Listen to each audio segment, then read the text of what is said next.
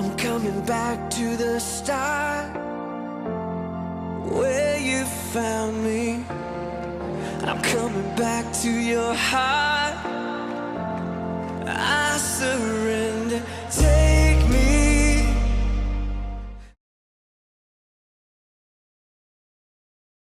암송하고 계시는 디모데후서 3장 16절과 17절 하나님 말씀 우리가 큰 소리로 함께 읽고 아멘 하겠습니다.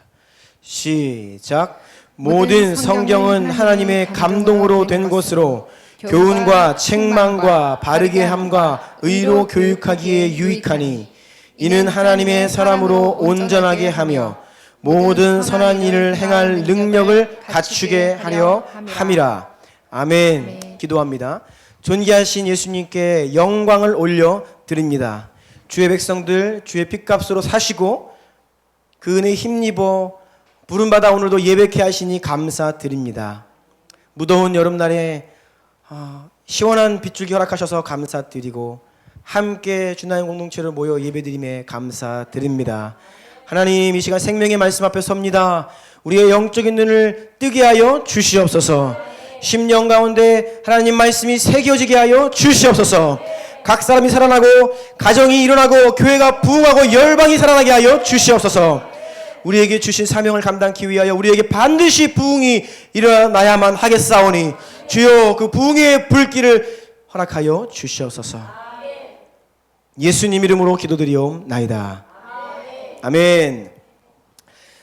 위대한 유선 17번째 시간입니다. 제목 같이 읽겠습니다. 시작. 부흥을 위해 가장 먼저 성경에 대한 절대 믿음이 회복되어야 한다. 네, 이런 제목으로 하나님 말씀 나누겠습니다. 지난주에 부흥은 반드시 일어나야 한다라는 제목으로 말씀 나누었는데요. 부흥은 집단적인 회심 사건입니다. 회심이란 죄를 깨닫고 영적인 눈이 뜨니까 내 죄가 깨달아지고 그래서 그 죄에서 돌이키는 회개와 예수님을 향한 진정한 믿음, 이 회개와 믿음이 바로 회심이라고 하였는데 한 사람으로부터 시작된 이 회개가 두 사람, 세 사람, 주변의 공동체에 마을과 지역과 한 국가와 대륙을 뒤덮는 이러한 큰 부흥, 집단적인 회심 사건이라고 했습니다. 그런데 이 죄는 부흥을 가로막는 가장 큰 장애물이에요. 죄가 부흥을 가로막는 가장 큰 장애물이다. 그래서 이 부흥의 시작은 죄로부터 돌이키는 회개로 시작된다. 거룩하신 하나님은 죄 가운데 거하시지 않습니다. 따라해 볼까요? 거룩하신 하나님은 죄 가운데 거하시지 않으신다. 죄 가운데 거하지 아니하신다. 여러분, 죄는 하나님의 임재를 떠나게 합니다. 반대로 우리가 죄에서 돌이키고 회개하고 예수님의 그 보혈에 은혜를 힘입으면 거룩하신 하나님의 임재가 우리 가운데 회복되는 것이지요. 태초에 에덴, 아담과 하와는 본래 하나님과 함께 하나님의 임재 가운데 살았습니다. 창세기 3장 8절 보면 그들이 그날 바람이 불 때 동산에 거니시는 여호와 하나님의 소리를 들었다. 에덴에서는 하나님이 거하셨습니다. 하나님이 운행하셨습니다. 그들 중에 계셨어요. 그들이 하나님을 느끼고 하나님의 소리를 들었다고 했습니다. 친밀하게 하나님과 함께 거했던 에덴 동산이었어요. 하지만 사람이 죄를 범하자 하나님은 거처를 하늘로 옮기셨습니다. 죄악된 세상을 떠나셨어요. 그리고 하나님이 계시지 않는 타락한 이 세상에 사람들은 죄로 인해 죽음과 심판 앞에 처하게 되었죠. 이사야 59장 2절 읽어주시겠습니까? 오직 너희 죄악이 너희와 너희 하나님 사이를 갈라놓았고 너희 죄가 그의 얼굴을 가리어서 너희에게서 듣지 않으시게 함이니라. 아멘. 죄 때문에 하나님이 떠나셨다는 겁니다. 예수 그리스도는 바로 이러한 우리의 죄로 인한 문제를 해결하기 위해 우리와 다시 함께 하시기 위해 예수님께서 십자가에 오르신 겁니다. 그래서 요한복음에 보면 예수님께서 이렇게 말씀하십니다. 사람이 나를 사랑하면 내 말을 지키리니 내 아버지께서 그를 사랑하실 것이요 우리가 그에게 가서 거처를 그와 함께 하리라. 예수님이 십자가를 통하여서 죄로 인하여서 하나님이 그 거처를 하늘로 옮기셨는데 다시 십자가의 보배로운 그 피로 말미암아 죄의 문제를 해결함을 받은 그 심령 가운데 거처를 함께 하겠다. 이게 복음이죠. 그래서 여러분, 예수님께서 십자가 부활하시기 이전에 구약 시대에는 몇몇 사람들에게 제한적으로 성령님이 임하시고 역사하십니다. 하지만 십자가 부활 이후에 오늘날 신약 시대에는 성령님이 모든 믿는 자에게, 가난한 자, 부한 자, 어린 자, 성인 할 것 없이 모든 믿는 자에게 그 심령 가운데 성령으로 임하셔서 함께 하시는 것이죠. 그런데 이것도 지금 제한적입니다. 예수 그리스도께서 다시 오시고 우리가 맞이하게 될 그 새 예루살렘, 새 하늘과 새 땅 가운데 어떠한 일이 벌어지는가? 요한계시록 21장 3절과 22절 읽어주세요. 내가 들으니 보좌에서 큰 음성이 나서 이르되 보라 하나님의 장막이 사람들과 함께 있음에 하나님이 그들과 함께 계시리니 그들은 하나님의 백성이 되고 하나님은 친히 그들과 함께 계셔서 성 안에서 내가 성전을 보지 못하였으니 이는 주 하나님 곧 전능하신 이와 및 어린 양이 그 성전이심이라. 여러분, 성경을 하나님의 그 우리와 함께 하시는 임재의 개념으로 보면 에덴 가운데 우리와 함께 하시고 동행하십니다. 죄를 범하자 하나님이 그 임재를 거두세요. 하늘로 장막을 옮기십니다. 그리고 내가 너희에게 다시 너희와 함께 다시 하고 싶다. 그래서 한 백성을 구별하시고 그 백성의 진중에 성막을 만드십니다. 구별하세요. 한 지역을, 공간을 구별하십니다. 거룩하게. 그리고 그 안에 성소를 두시고 성소 안에 또 더 거룩하게 지성소를 두십니다. 그 지성소의 언약궤 위에 늘 주님께서 임재하시지요. 철저한 법으로 거룩하게 거룩하지 않은 자가 그 자리에 들어오면 죽습니다. 이게 뭡니까? 하나님은 죄와 함께 하실 수 없다는 겁니다. 죄가 없는 곳에 임재하신다는 것을 보여주는 거예요. 이것이 이제 솔로몬 시대에 가서 예루살렘 성전이 되죠. 성전 가운데 여호와의 임재가 가득 부어지고 그 가운데 머무십니다.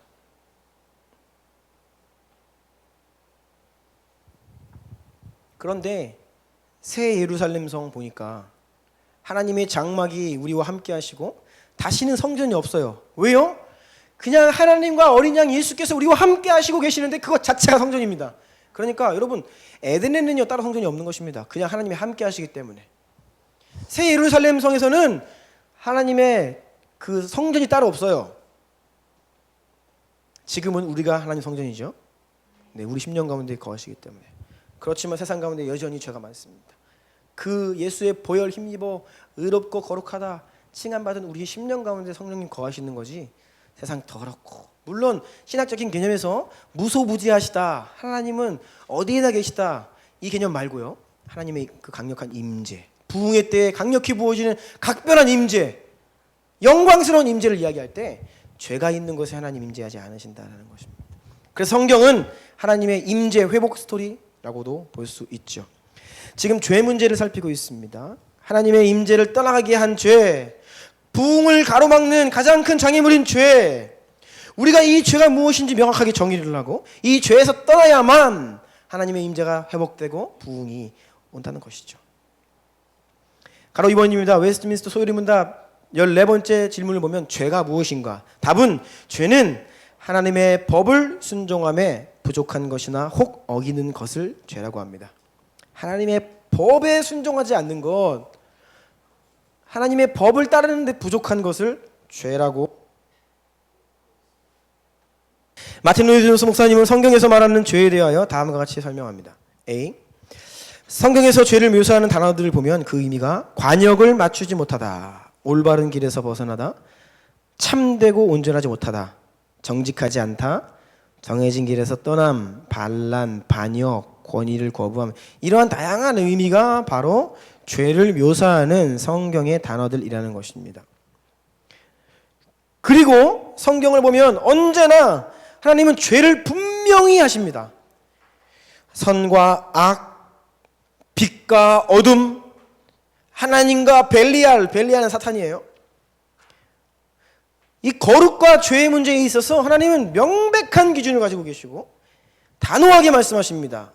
어떤 부분에 대해서 이게 애매모호하지 않으세요. C. 성경은 언제나 죄를 하나님과의 관계의 측면에서 규정합니다. 그래서 하나님과 하나님의 뜻, 그래서 하나님의 말씀, 율법, 이것과 직접적인 관련이 있어요. 죄는. 여러분, 성경에서부터 유래하지 않은 죄에 대한 개념, 성경에서 말하고 있는 죄와 거룩의 이 구분을 따르지 않는 죄 개념은, 세상에 있는 이 윤리 개념은요, 달라요.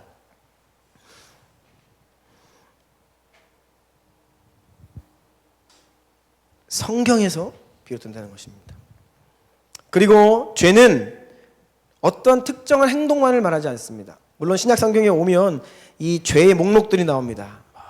그리고 계시록에도 보면 이러한 죄를 하는 자들은 새 예루살렘 성에 못 들어간다. 그런 구체적인 죄의 목록들이 있기는 하지만, 그럼에도 성경 전체에서 말하는 죄는 어떤 특정 행동이 아닙니다. 그것은 본질적인 상태를 말해요. 하나님을 떠나고 하나님께 순종하지 않고, 이런 하나님과의 관계 측면에서 늘 조명하고 있다는 것입니다.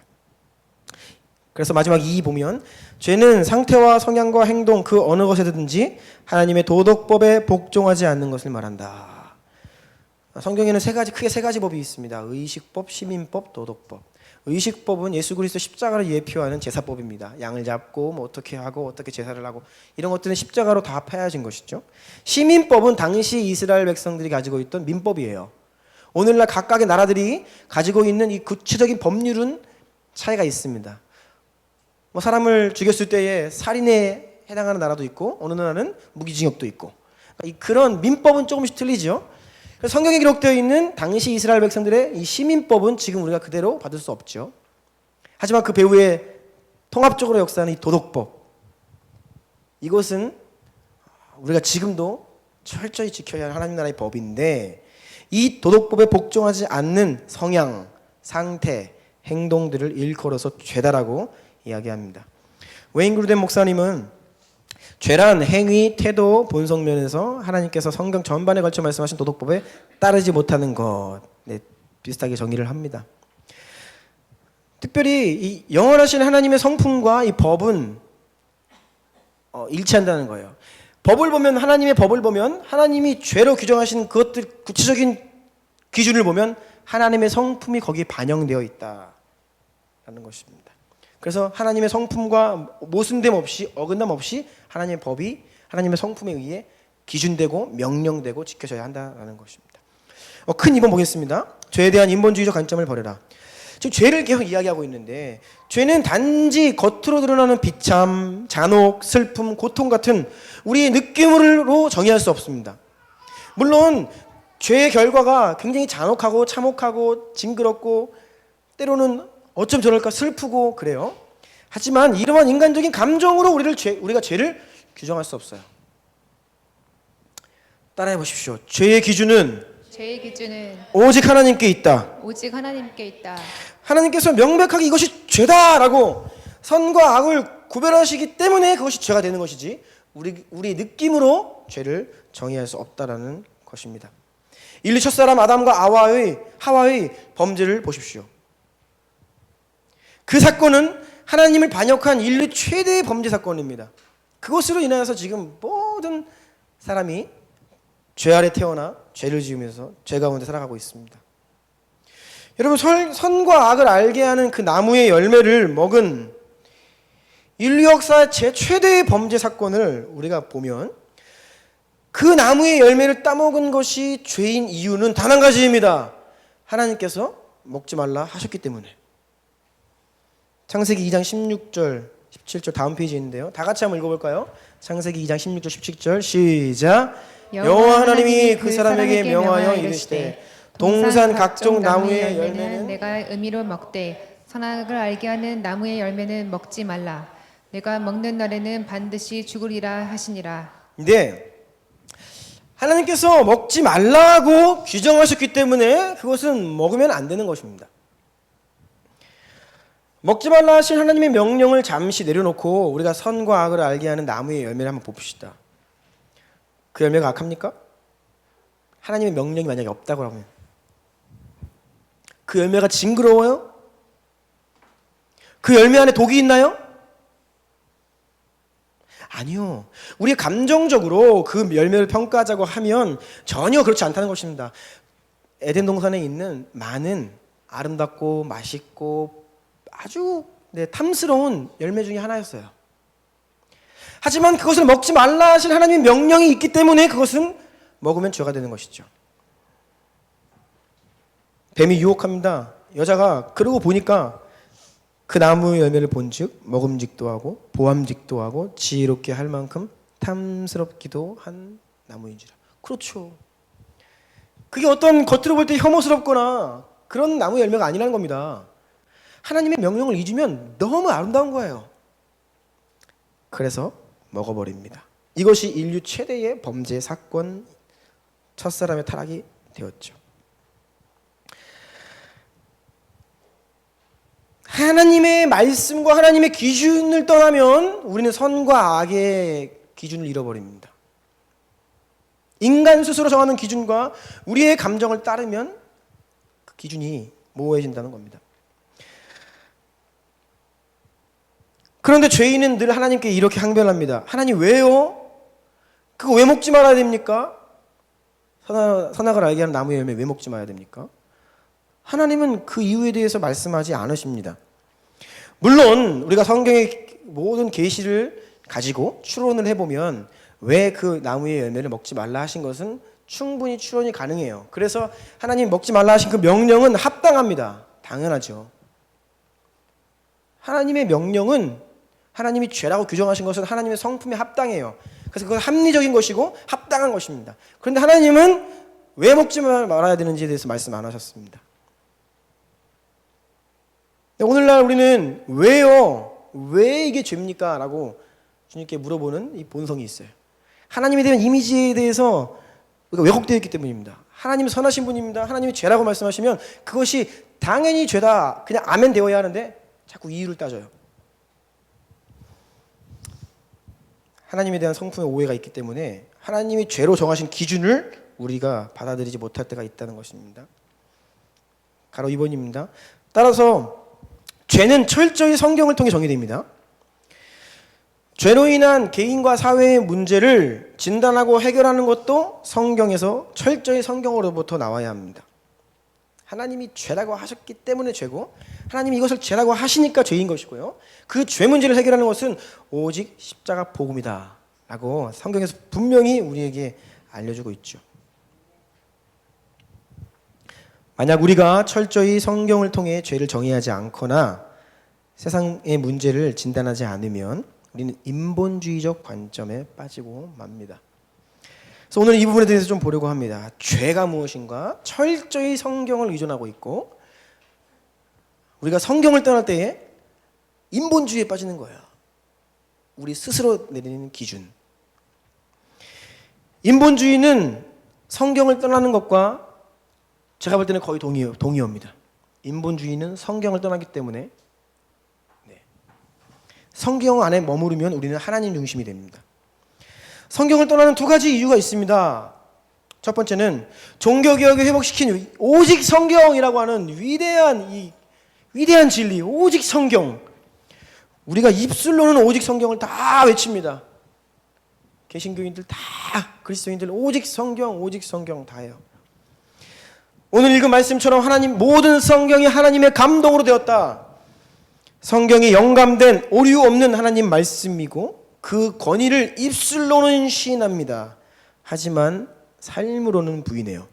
이사야 29장 13절 읽어주세요. 주께서 이르시되 이 백성이 입으로는 나를 가까이하며 입술로는 나를 공경하나 그들의 마음은 내게서 멀리 떠났나니. 네, 입술로는 하나님 사랑한다 하고 입술로는 주님 가까이 한다 하지만 마음은 하나님으로부터 멀어져 있습니다. 우리가 입으로는 오직 성경하지만 오리 없는 하나님 말씀입니다, 진리입니다 라고 이야기하지만 우리의 삶은, 우리의 마음은 성경에서 떠나 있다는 거예요. 성경을 읽지 않습니다. 한 통계를 보니까 한국 그리스도인들 가운데 절반 이상이 하루에 성경 한 장도 안 읽는다. 그러니까 성경 안 핀다는 거예요. 그런데 이것은 조금 후하게 준 통계입니다. 제가 경험적으로 지금까지 보아왔던 그리스도인들 보면 약 한 70% 정도는 성경을 안 핍니다. 꾸준히 매일매일. 가끔 피는 분도 많으시고 주일날 교회 올 때까지 한 번도 안 피시는 분도 않으시고, 우리가 지금 오직 성경이라고 하는 이 진리가 사라진 게 아니에요. 종교개혁이 500년 전에 다 회복시켜 놨습니다. 그런데 성경을 안 읽어요. 또 성경을 어떻게 읽어야 되는지 잘 모릅니다. 성경을 어떻게 해석해야 되는지. 그리고 성경 읽기 자세가 잘못되어 있습니다. 하나님의 감동으로 기록된 성경은 성령님의 도우심으로 조명하심 가운데 해석하고 읽어야 되는데 그냥 성경을 읽어요.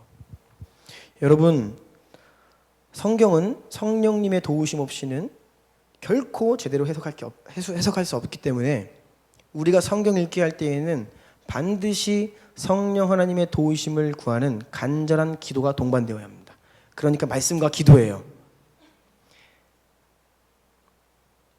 율법적으로 하라는 말씀이 아니라 성경을 읽기 전에 꼭 에베소서 1장 17, 18, 19절 말씀 가지고 기도하고 성경 읽으십시오라고 제가 4년째 말하고 있습니다. 그냥 읽어요. 하나님의 말씀입니다. 우리 주 예수 그리스도의 하나님 영광의 아버지 지혜와 계시의 영을 저에게 주셔서 하나님을 알게 하여 주십시오. 제가 하나님 말씀 지금부터 읽을 건데 제 마음의 눈을 밝히사 부르심의 소망이 무엇이며 하나님 말씀인데요. 이거 이해하고 싶습니다. 주님, 제 마음의 눈을 밝혀주십시오. 지혜와 계시의 영을 주십시오. 간절한 기도가 동반되어야 한다는 것입니다. 근데 읽지 않고 성경을 해석하는 방법을 잘 모르고 그리고 간절한 기도 가운데 읽지 않고 이러한 이유들로 인해서 성경을 떠나게 된다는 겁니다. 인본주의에 빠지는 거예요. 왜 이렇게 세속적인 그리스도인들이 많을까요? 말씀이 없기 때문입니다. 말씀이 심령과 생각과 가치관을 주장하지 않기 때문에 세상이 지금 계속 이야기하는 메시지들을 계속 주입당하는 거예요. 당연히 인본주의로 흐르죠. 무엇을 먹을까, 무엇을 마실까, 무엇을 입을까 걱정하지 말라 하셨는데도 우리는 끊임없이 무엇을 먹을까, 무엇을 마실까, 무엇을 입을까 염려합니다. 세상이 계속 그거 조장하거든요. 광고를 통해서 계속 사야 될 것도 보여주고 집값은 계속 오른다고 이야기하고 세상으로부터 나오는 메시지가 우리의 심령을 장악하고 있는 거예요. 성경으로부터 마음이 멀어진 겁니다. 그러니 본의 아니게 인본주의에 빠져요. 인본주의에 빠진 사람 치고 본인이 인본주의에 빠진 거 잘 모르죠. 두 번째, 인본주의에 빠지는 이유, 성경에서 떠나는 이유 따라해 보십시오. 성경관이 왜곡되었기 때문이다. 성경관이 왜곡되었기 때문이다. 여러분, 성경관이 왜곡되면 반드시 성경 해석이 잘못됩니다. 성경 말씀을 원저자이신 성령님의 본래 의도와 본래 뜻대로 읽고 해석해야지, 그렇지 않으면 성령님의 의도와 다르게 이해하거나 해석하면 성경을 떠나는 것과 다름없는 인본주의에 빠지게 됩니다. 그래서 오늘은 좀 이 부분을 좀 이야기하려고 합니다. 성경관, 우리가 훈련 때 계속 늘 말씀드리고 있죠. 이 무엇이 문제인지. 여러분, 문자주의와 문자적 해석을 잘 구분하십시오. 오늘날 왜곡된 성경관으로 우리처럼 이렇게 성경에 대한 절대 믿음을 강조하고 성경을 정말로 절대적으로 믿기를 원하는 우리들을 향해서 지금 왜곡된 성경관을 가진 사람들이 너희들 문자주의야라고 공격을 해요. 문자주의와 문자적 해석은 엄밀히 구분되어야 합니다. 문자주의는요, 잘못된 거예요. 이를테면 잠언 말씀에 23장 13절에 이렇게 기록되어 있습니다. 아이를 훈계하지 아니하려고 하지 말라. 채찍으로 그를 때릴지라도 그가 죽지 아니하리라. 이게 무슨 의미이죠? 네, 아이를 훈계하고 혼내야 아이가 잘못된 것을 알고 말씀으로 고침을 받아야지 올바르게 자라난다는 뜻이죠. 이 말씀을 문자주의로 해석하면 채찍으로 때려도 죽지 않는다. 채찍으로 패는 겁니다. 이게 문자주의예요, 여러분. 이단들 가운데 그래서 한두 구절 말씀 가지고 극단적으로 흘러서 아이 아픈데 병원 보내지 않고 죽음의 방치하기, 이런 경우도 있잖아요. 이게 문자주의죠. 그런데 문자적 해석은 엄밀히 다릅니다. 성경은요, 기본적으로 문자적 해석으로 나아가야 됩니다. 여러분, 문자를 하나님 우리에게 말씀하셨는데 그걸 문자적으로 이해를 해야지. 안 그러면요, 그 본래 의도가 다 사라집니다. 성경을 보면 이것이 비유인지 상징인지는 본문 안에서 결정이 됩니다. 우리가 본문 밖에서 이거는 상징이야 라고 할 수 없어요. 본문 안에서 이것이 비유인지 상징인지가 결정됩니다. 그래서 이 말씀이 비유나 상징이 또는 어떤 정신이나 원리를 이야기하는 것이 아니라 그냥 하나님 말씀이면 그냥 우린 그대로 문자적으로 이해를 해야 됩니다. 그래서 저는 1차적으로 문자적 해석을 가장 우선시해야 한다. 이것은 문자주의와 다릅니다. 여러분, 예수님의 산상수훈을 문자적으로 해석해야지 그거를 그냥 의미적으로 받아들이면 결국 하나님 예수 그리스도의 가르침이 우리의 사변적으로 머물러요.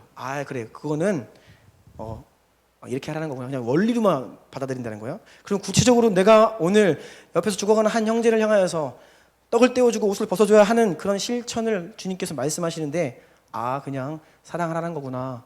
그럼 뭘 실천하죠? 사라진다는 것이죠. 성경을 보면 그래서 이것이 비유인지 문자적 의미인지가 드러납니다. 예수는 역사다라는 책이 있고 또 다큐멘터리 영화로도 나왔더라고요. 여러분, 예수는 역사다라는 책이 왜 나옵니까? 많은 사람들이 마태, 마가, 누가, 요한복음, 사복음서 기자가 예수님에 대해서 예수님은 베들레헴에서 태어나셨고 그가 십자가를 지셨고 죽으셨고 3일 만에 부활하셨고 승천하셨다고 그냥 이야기해주고 있어요. 역사적 사실로 말합니다. 문자적으로 받아들여야 돼요. 그런데 오늘날 많은 사람들이 그것을 의미적으로 해석하는 거예요. 그래서 예수는 역사다, 사실이다라고 이야기하는 이런 책들이 나올 수밖에 없는 이유죠.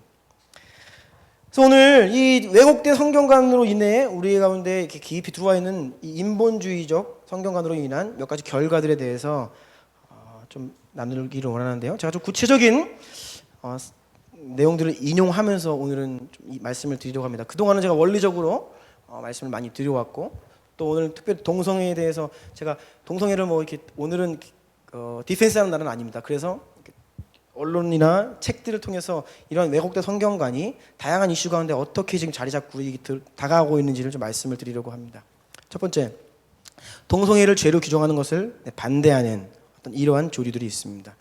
유진 피터슨이라는 분이 잘 아시죠? 메시지 성경을 번역했습니다. 복음주의권에서 거의 최고로 존경받는 사람 중에 한 분이었습니다. 근데 이분이 2주 전에 만약 지금 당신이 목회를 하고 있다면, 인생의 노년입니다. 할아버지예요. 어디 이렇게 강연 초청받으면 갈 수도 없는 연로하신 분입니다. 기자가 찾아가서 물어봤습니다. 만약 지금 당신이 목회를 하고 있다라고 하면, 그런데 여러분, 당신의 교회에 신실한 그리스도인이 자신이 게이라고 하면서 동성결혼을 주례해 줄 것을 요청한다면 어떻게 하겠습니까? 그렇게 하겠다 라고 대답했어요. 그러면서 하는 말이, 동성애는 더 이상 진리 비진리 문제가, 옳고 그름의 문제가 아니다. 이 기자가 이것을 보도했죠. 난리가 났습니다. 전 세계로 이 기사가 삽시간에 퍼졌고 난리가 났어요. 그래서 미국에 있는 보수적인 신학교 서점들에서 유진 피터슨의 책을 더 이상 팔지 않겠다라고 이제 이야기했고, 우리나라에도 지금 번역된 책만 해도 40권이 넘습니다. 굉장한 영성가고 평생을 존경받는 분이에요.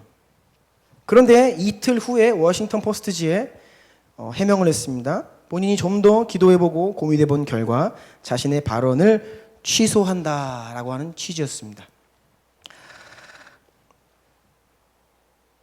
여러분, 신학의 거장입니다. 평생 성경을 원어로 본인이 다 해석하지 않은, 번역된 성경을 본인 스스로 한 사람이 성경 전체를 번역한 분이에요. 평생을 신학 교수로, 목사로 미국에 살았습니다. 동성애 이슈가 지난 수십 년 동안 미국에서 굉장히 뜨거웠는데 이분이 그동안 자신의 입장을 정리하지 않았을까요? 분명한 자기 입장이 있습니다. 그런데 그런 분이 단 이틀 만에 자신의 입장을 번복한다라고 하는 것은 쇼죠. 임기응변이죠. 감당할 수 없는 결과 앞에 잠깐 덮어보려고 한 것이죠. 그런데 이미 물은 엎질러진 겁니다. 유진 피터슨의 본래 생각이 드러난 거예요.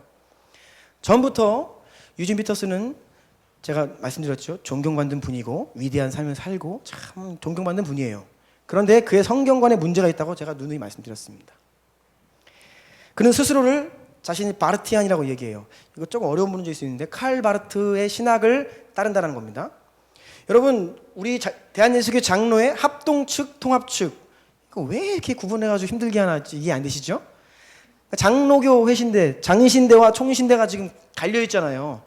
원래 평양신학교에서 하나였습니다. 근데 50년대에 갈렸어요. 갈리게 된 이유는 성경관입니다. 성경관이 달라요. 장신 쪽은 칼바르트의 성경관을 따릅니다. 총신 쪽은 칼빈의 성경관을 따라요. 이 차이입니다. 그래서 유진 피터슨이 취하고 있는 이 성경에 대한 영감론의 입장이 성경관이 축자 영감이 아닌 의미 영감론자예요. 즉 말씀의 단어 토시 하나하나 영감되어 있다라고 보다 이 기록은 당시의 세계관과 당시의 배경과 이 사람의 성격 다 들어가 있기 때문에 문자적으로 보면 지금은 그렇게 해석할 수 없는 부분도 있다. 전체적인 의미로 볼 때 하나님 오류 없는 말씀이다. 이렇게 보는 사람들이 의미 영감론자예요. 이것이 바르트를 추종하는 사람들의 특징입니다. 그래서 저는 이 유진 피터슨이 조금 이러한 경향성이 있기 때문에 아마도 유진 피터슨의 영향을 받은 제자들 중에서 이 동성애를 인정하는 사람들이 나올 것이다 라고 개인적으로는 예상을 했지만 유진 피터슨 스스로가 이렇게 인생의 노년에 공개적으로 이야기할 줄은 조금 의외였죠.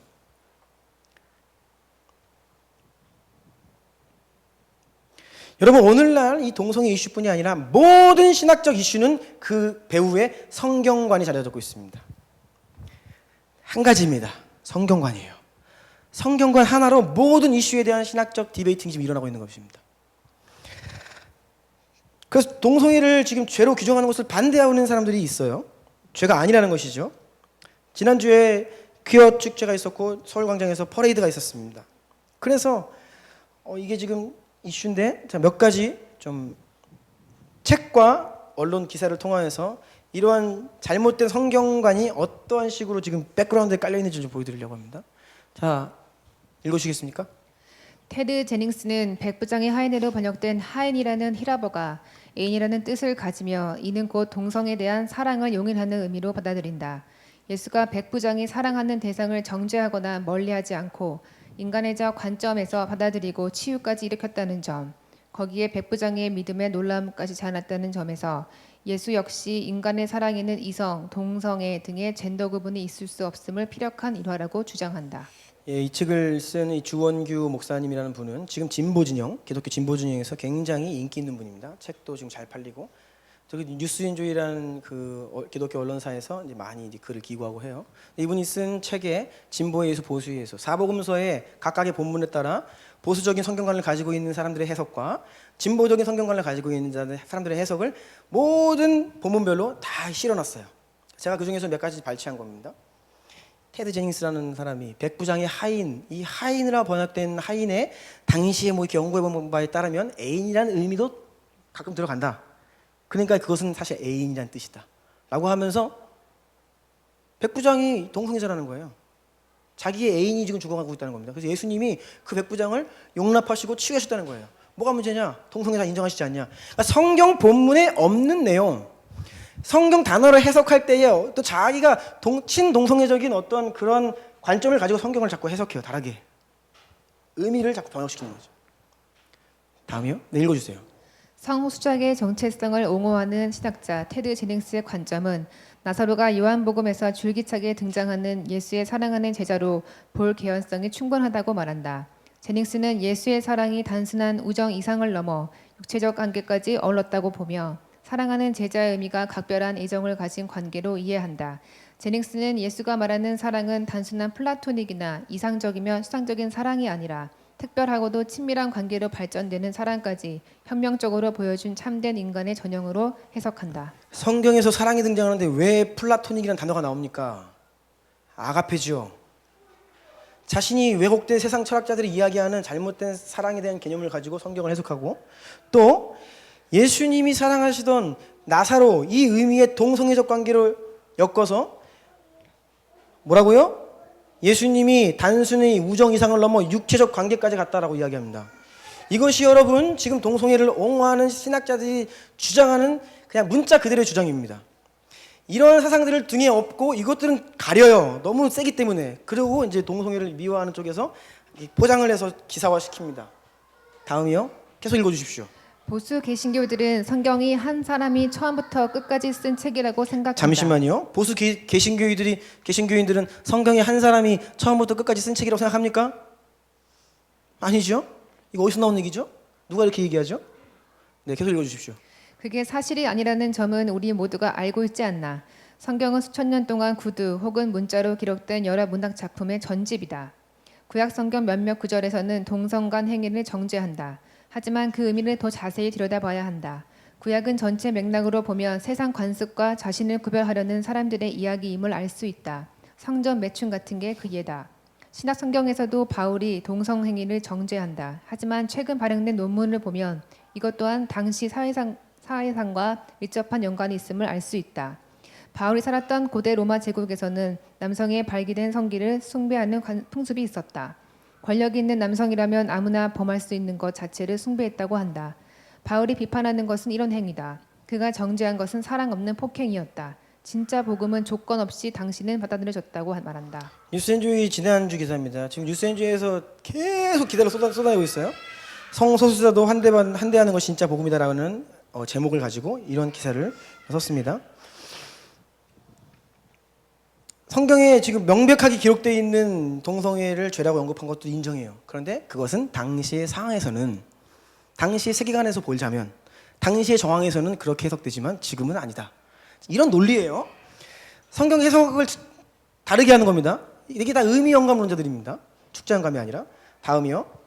동성애 문제도 신앙이나 종교나 기독교 문제가 아니라 우선적으로 과학의 문제다. 잠시만요. 이제 여기서는 과학의 문제를 가지고 나옵니다. 과학을 가지고 성경을 또 다르게 해석을 하려고 그래요. 네, 계속 읽어주세요.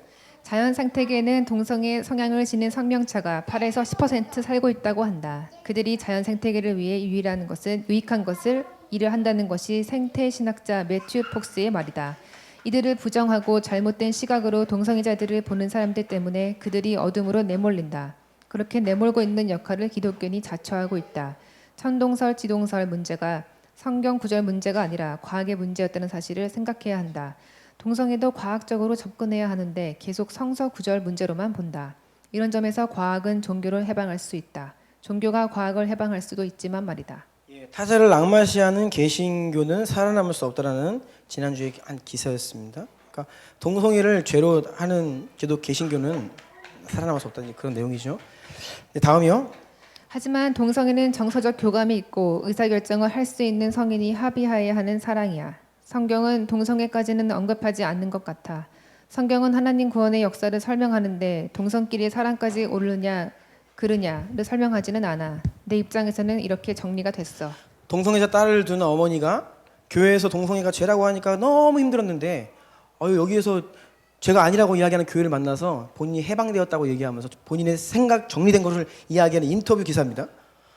내 딸은 동성애자. 그래도 괜찮아. 이게 지금 거의 하루 이틀 만에 이런 기사들이 계속 쏟아져요. 타이틀로요. 다음이요. 하지만 동성애에 대한 입장이 한 사람의 신학 전체를 부정할 정도로 중요한 문제라고 생각하지 않는다.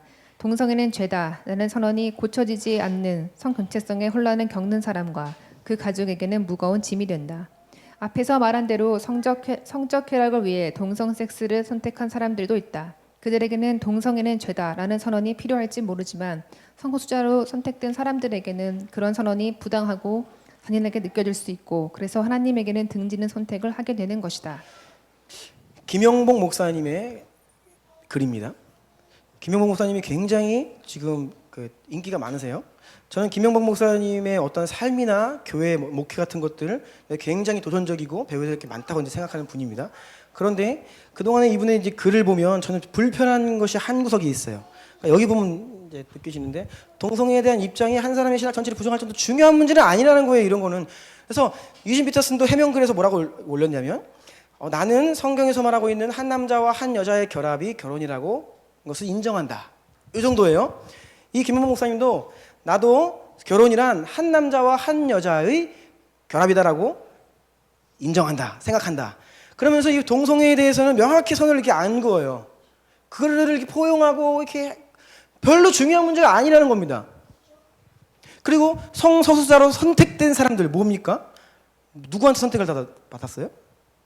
그들은 어떤 그냥 절대자의 그 섭리 가운데 선택되었다는 거예요. 그렇게 태어났다는 겁니다. 어떻게 할 수가 없다는 거예요.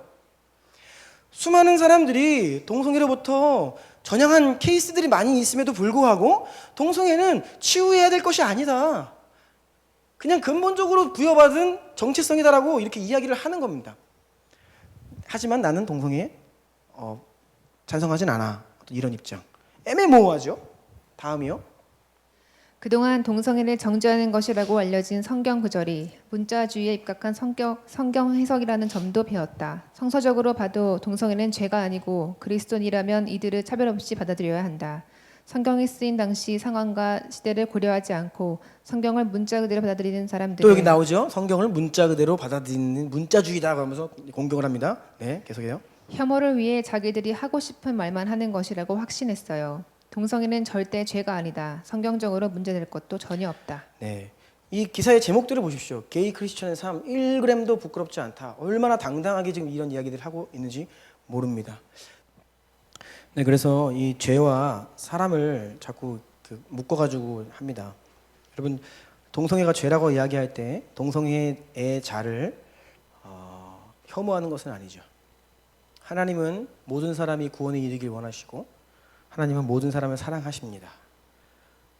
그런데 하나님은 죄를 혐오하실까요? 왜 말씀 못하시죠? 하나님 죄를 혐오하십니까? 당연하죠. 죄가 있는 곳에 떠나셨다니까요. 눈 뜨고 못 보신다고 떠나셨어요.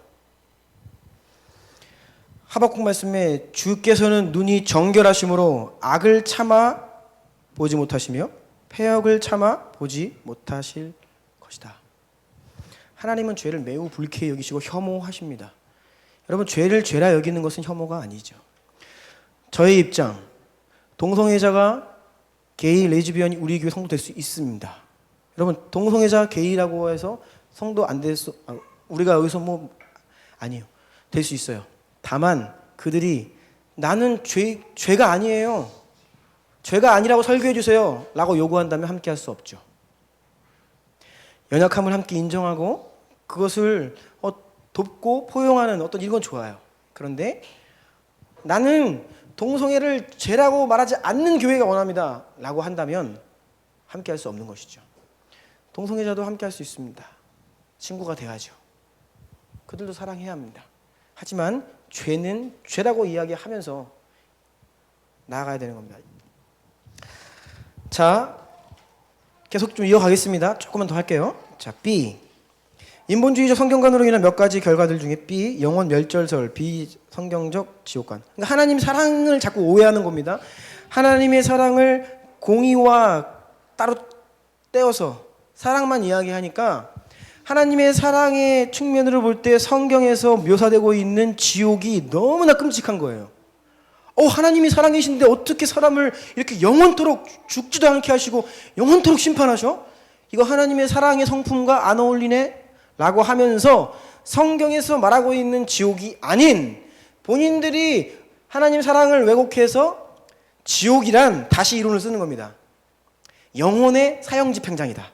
그러니까 영원토록 불못에서 고통당하는 것이 아니라 영혼이 죽어 지옥에 가면 그 지옥에서 그 영혼을 아예 없애는 사형집행장이다. 그러니까 영원토록 고통받는 지옥은 없다는 거죠.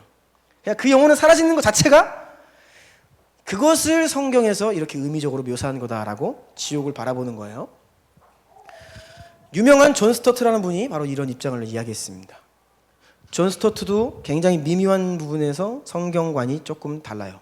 그래서 마틴 로이드 존스와 존 스토트가 영국의 같은 시대의 사람이면서 굉장히 함께 연합하던 그룹이었는데 그들이 갈라서게 된 이유가 마틴 로이드 존스는 그 미묘한 차이를 감지했죠.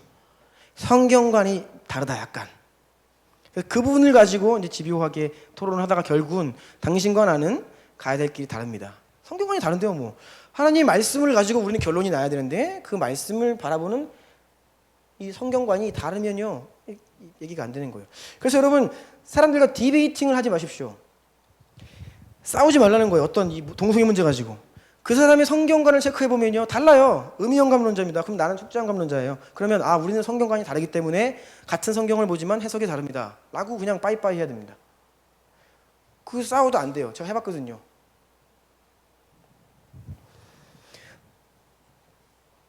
지옥 개념이 성경에서 말하고 있는 문자적인 지옥 개념이 아니라 다시 해석한 지옥으로 되니까 천국 개념도 문제가 생깁니다. 반드시 지옥에 문제가 생기면 천국도 문제가 생겨요.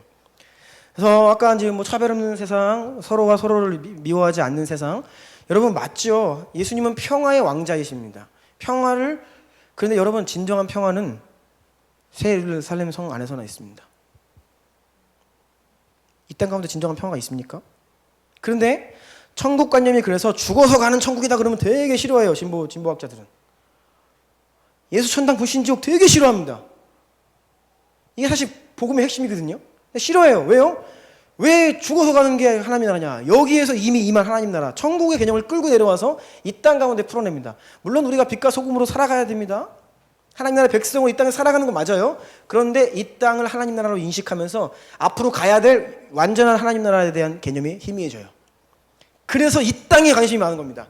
그래서 대통령이 정치가 여기에 막 집중하는 거예요.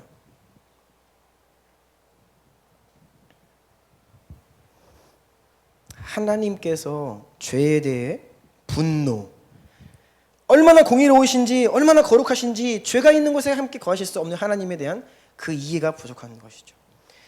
자, C 보겠습니다. 성경 기적들의 역사적 사실을 부인함. 그래서 역사적 예수 이제 보는데요. 성경이 그냥 명백하게 기록하고 있어요. 그냥 그 기록을 그대로 아멘하면 다 받아들여야 될 기적들을 자꾸 부인합니다.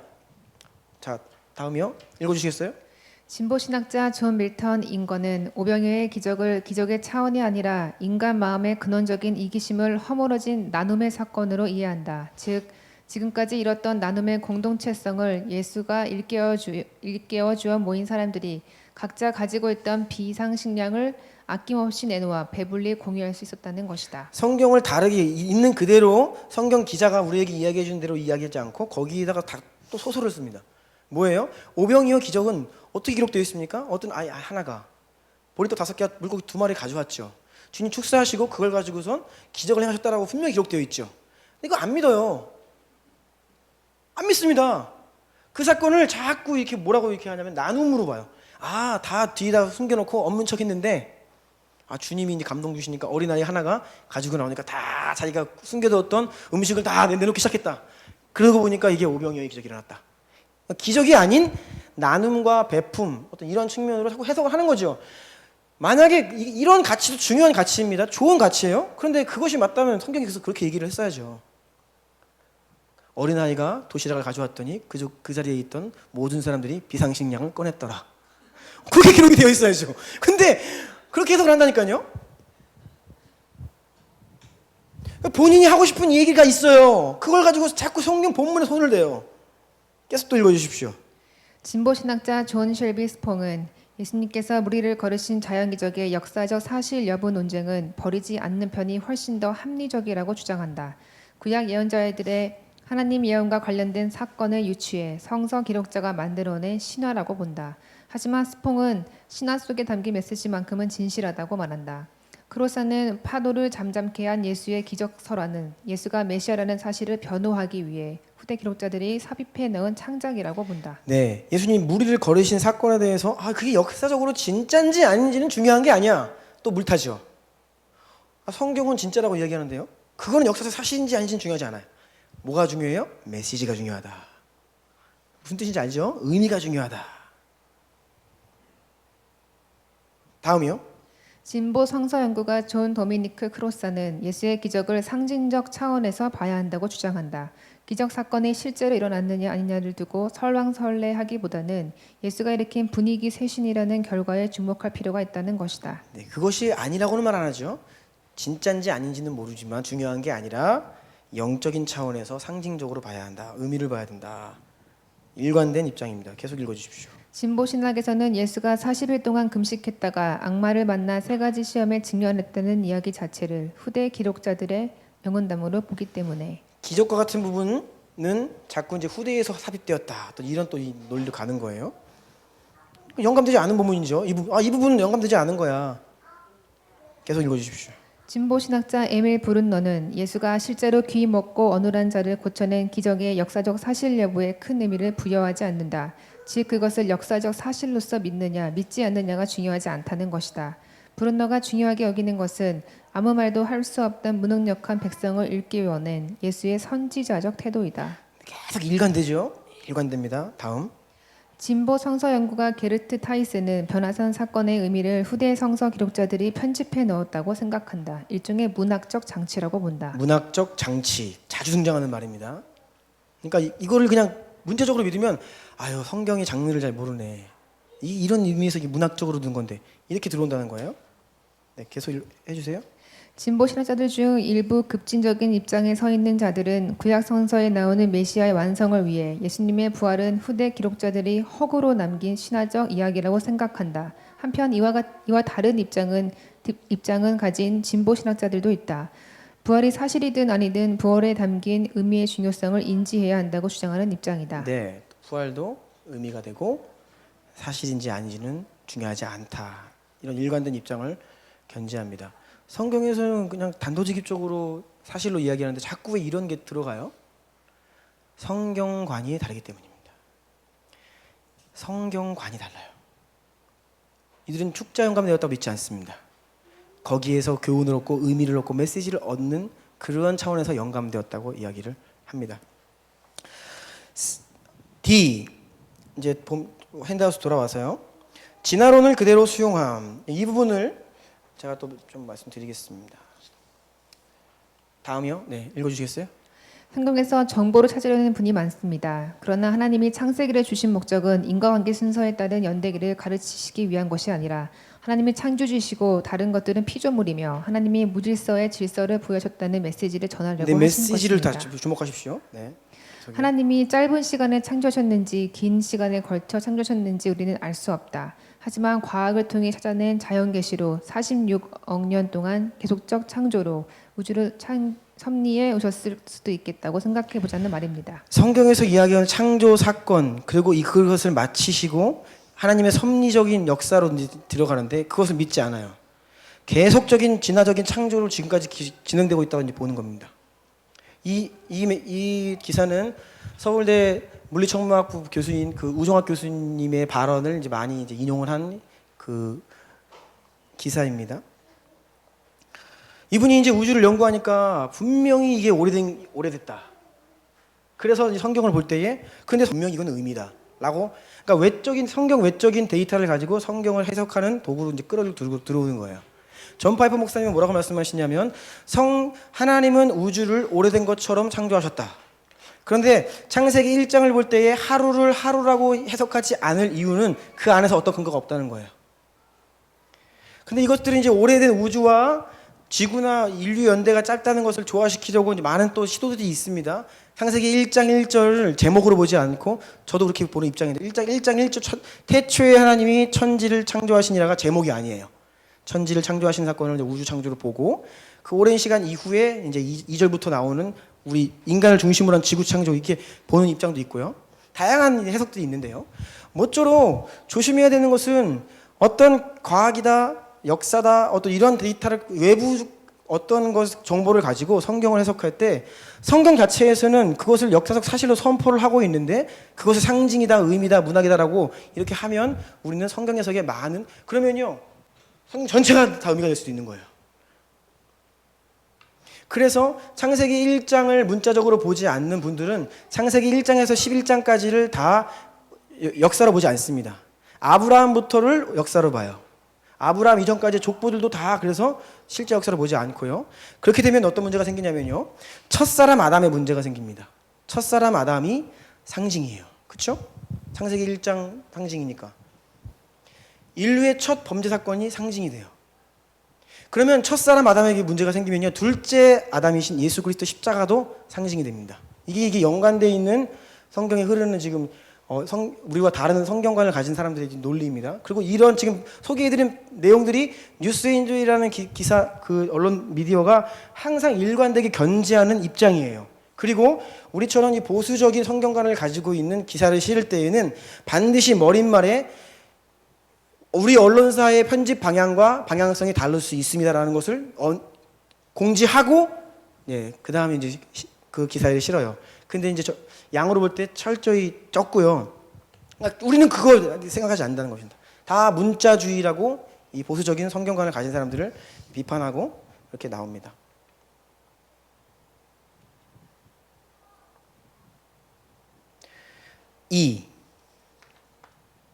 전반개척 선교가 빠져버린 선교적 교회 운동. 기사 한번 읽어주십시오. 지난달 기사입니다. 지금까지 인터컵이 공격적인 선교 활동으로 우리를 빚었다. 이번 일로 중국에서 활동하는 한국 선교사들이 곤란한 상황에 처해 있다. 이슬람 지역과 이스라엘을 복음화하면 예수가 재림한다는 세대주의적 종말론이 문제가 됐다. 백투 예루살렘 운동을 기반으로 중동 지역에서 과격한 방식으로 선교의 무리를 빚기도 했다. 왜 인본주의라고 말씀하냐면요, 평화주의적, 종교 간의 상생, 함께 더불어가는 이 평화가 굉장히 큰 가치입니다.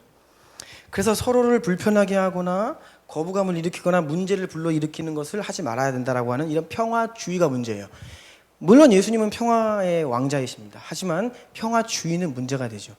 여러분, 이 평화주의는 반드시 종교 혼합주의를 가져옵니다. 왜냐하면 이스라엘 백성들이 가나안 땅에 들어갔을 때에 본래 살던 민족들이 섬기던 우상들이 있습니다. 근데 이스라엘 백성들이 가지고 들어간 종교는 뭐예요? 여호와 유일하신 하나님. 대치되죠? 그때 이제 평화주의적으로 보자면 우리 서로 같이 잘 지내자. 이게 혼합주의예요. 그러니까 구약의 이스라엘 백성들은 늘 어떻게 했습니까? 하나님을 섬기면서 바알을 섬겼죠. 바알에게 돌아간 것이 아닙니다. 하나님을 섬기면서 바알도 포용했어요. 이것이 평화주의라는 인본주의 안에 종교 혼합 갈 수밖에 없다는 것입니다. 왜 제가 이 기사를 발췌했냐면 인터콥 굉장히 싫어합니다. 물론 인터콥이 공격적인 선교 때문에 비판받을 부분들이 있다고 생각은 해요. 그런데 이 전반개척 선교에 대한 굉장히 싫어하는 경향성이 뉴스엔조이에 가득합니다. 그래서 공격적인 전도 선교하지 마라, 개종 전도하지 마라, 이런 복음을 전하는 것을 개종 전도라는 이름으로 아예 부정화 시켜놨어요. 예수님의 이름을 이렇게 선포하는 것을 개종 전도라는 이름으로 이거 하지 말아야 될 거. 오늘날에는 이슬람 지역과 이스라엘을 복음화하면 예수가 재림한다는 세대주의 종말론이라고 색깔을 씌워요. 여러분, 남은 믿음도 종족 가운데 최대의 그룹이 어디라고요? 이슬람. 모든 민족에게 복음이 전거되면 누가 오신다고요? 예수 그리스도. 이방인의 충만한 숫자가 차면 누가 돌아와요? 유대인들이. 이슬람 지역을 복음화하고 이스라엘이 복음화되면 예수님이 재림하신다는 것은 성경의 문자 그대로 선교적 종말론입니다. 우리가 이야기하는. 그렇죠? 근데 이렇게 얘기하면서 전방으로 가야 됩니다. 왜 전방 왜 못 갑니까? 힘들지요, 어렵지요, 가면 죽이지요, 문제 일으키죠. 그거 하지 말라는 거예요. 전방개척 선교 하지 말라는 겁니다. 그러면서 다시 오실 주님 나라보다 무엇을 이야기하냐면 지금 여기에서 하나님 나라 운동을 계속 얘기해요. 그래서 선교적 삶을 살아라, 선교적 교회 운동을 계속 벌입니다. 그래서 모든 기사 배후에 흐르는 이런 신학들을 여러분 읽을 수 있어야 돼요. 전반개척 선교 싫어합니다. F.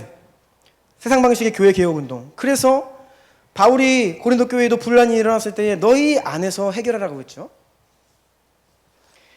언론에서 미디어에서 이렇게 비판하고 올리고 여론몰이하고 이런 것들은 세상에서 인본주의자들이 하는 방식입니다. 이게 잘못된 게 아니에요. 세상에서는 그렇게 해야 됩니다. 미디어를 통해 여론몰이하고 교회 개혁은 그렇게 하는 것이 아니에요. 그런데 철저히 세상적인 방식, 세상의 인권운동 방식, 세상의 개혁의 방식을 가지고 교회를 개혁하려고 하고 있습니다. 큰 3번입니다. 이제 말씀 마무리하겠습니다. 성경에 대한 절대 믿음의 회복. 역대하 7장 14절에 답이 있습니다. 다 같이 읽어보겠습니다. 시작. 내 이름으로 일컫는 내 백성이 그들의 악한 길에서 떠나 스스로 낮추고 기도하여 내 얼굴을 찾으면 내가 하늘에서 듣고 그들의 죄를 사하고 그들의 땅을 고칠지라. 먼저는 내 백성이 그들의 악한 길에서 떠나라고 하십니다. 여러분, 근데 악한 길에서 떠나려고 하면, 죄에서 떠나려고 하면 하나님께서 정하신 기준과 방법, 성경대로, 그래야 우리가 뭘 잘못하고 악한 길이 뭔지 알죠. 죄에 대한 규정조차 지금 잘못하고 있어요. 성경을 지금 다르게 해석하기 때문에 하나님이 죄라고 말씀하신 거 죄가 아니라고 이야기하고 있잖아요. 어떻게 악한 길에서 떠나나요? 못 떠나죠. 그래서 바른 성경 간의 회복이 중요한 것입니다. 하나님이 정하신 기준과 방법은 나와 우리의 상태를 자각하고 우리가 지금 처해 있는 악한 길에서 먼저 떠나야 한다는 것입니다. 그리고 스스로 낮추고 기도하여 내 얼굴을 찾으라. 그래서 늘 나를 개혁해야 한다고 내가 말씀드리잖아요. 교회 개혁은 나를 개혁하는 것입니다. 한국교회 개혁은 주나님 교회를 개혁하는 것입니다. 여러분, 이거예요. 우리는요, 우리가 악한 길에서 떠나 겸손히 스스로를 낮추어 주님 앞에 간절히 구하며 기도하면 뭐라고요? 내가 하늘에서 듣고 그들의 죄를 사하고 그들의 땅을 고칠지라. 언론을 통해 교회를 막 하고, 그게 아니라 하나님이 부흥이라는 방법으로, 하나님이 우리의 그 기도와 부르짖음을 통해 개입하셔서 초자연적인 방법으로 회개케 하시고 거룩하게 하시고 돌이키게 하신다는 방법이에요. 부흥. 그래서 우리가 지금 부흥에 대해서 이야기하고 있는데, 가장 먼저 회복되어야 될 것은, 따라하겠습니다. 성경에 대한 절대 믿음. 절대 믿음. 아멘이세요? 아멘. 같이 기도하겠습니다.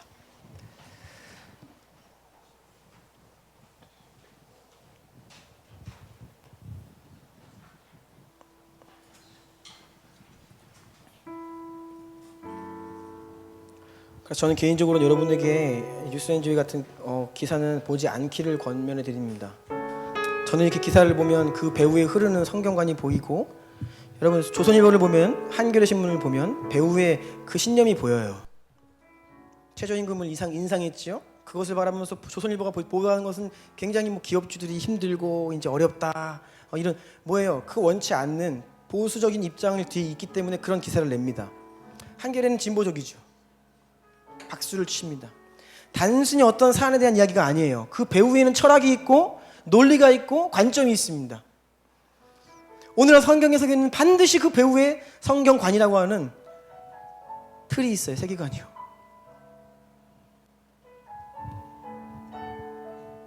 그런데 성경에서 우리에게 이야기하고 있는 것을 자꾸 다른 식으로 해석하려고 그러고, 상징으로, 문학으로, 그래서 다른 해석을 취하는 성경관이 많이 있습니다. 이것들을 여러분 잘 분별해내는 눈이 필요합니다. 그리고 우리는 성경 본문에 함부로 손을 대면 안 됩니다. 굉장히 조심스럽게 성경을 해석할 때에 가치관의 충돌이 일어나면 거기는 물음표를 찍고 기다려야 되고, 하나님께 기도하며 판단을 유보해야 돼요. 너무나 많은 사람들이 성경 본문은 그래서 문학이구나, 상징이구나, 메시지구나, 의미구나 하면서 본래 성령님께서 의도하신 그 뜻에서 많이 벗어나는 경우를 봅니다. 이 시간 한번 기도할 때 하나님, 성경에 대한 절대 믿음을 허락하옵소서. 오늘 읽은 말씀처럼 모든 성경은 하나님의 감동으로 된 것으로 교훈과 책망과 바르게 함과 의로 교육하게 유익합니다라고 우리가 입술로 고백하며, 하나님 말씀만이 진리이고 생명이오니 나를 채우소서. 우리 주여 한 번으로 기도하기를 원합니다.